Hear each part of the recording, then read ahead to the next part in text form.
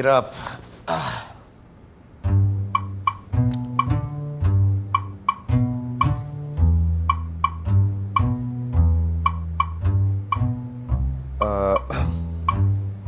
Hi, beautiful.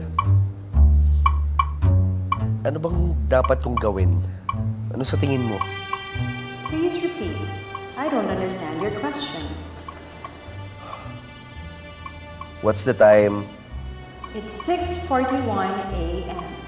This just in, you are trending online. Trending? Bakit? Please repeat.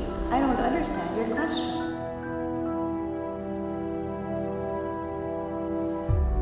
Ang usapan natin is, ang cut-off ko ay 11. Bakit hanggang ngayon nandito pa rin ako? Matt, last month pa kasi sila nangingin interview Wala sa'yo akong pakialam. Gawin mo, paalisin mo sila ngayon. Okay? Tsaka ito, ano to?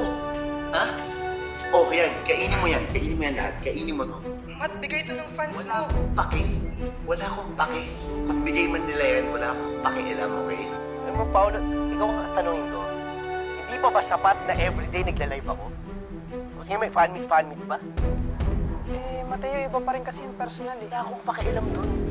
Alam mo yung mga yan, wala nang magawa sa buhay yan, pero titigil din yun eh. Kaya mabuti pa umalis ka na kasi gusto ko mapag-isa. Ako si Paulo C. Matagal na akong personal assistant ni Mateo. At yung nakita nyo kanina, yun ang tunay na Mateo Macho.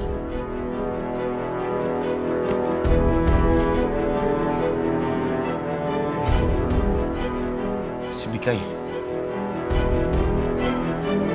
Kuya, pahingi naman po ng tulong. Miss, Pambili lang ng pagkain. I'm sorry, Miss, pero you know what? You're so mabaho and you're so... Grabe naman to. Ang sama pala talaga ng ugali ng Mateo na yan. Huwag mo hawakan yung kotse, sinabi. Kita mo na, Bikay? Go eh. Tama ako, di ba?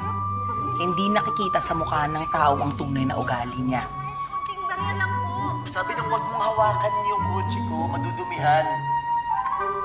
Besh, di ba si ano yan? Si Ferilyn? Wala. Wala. Sino si Ferilyn? Ay, si ano, yung ano, Kaibigan namin. Kaibigan namin, ano? Magbobotion, tita. Oh, ayun, basta. Sige po. Tawagin namin siya kasi galing Sige po, bye-bye, tita. sa scandal eh.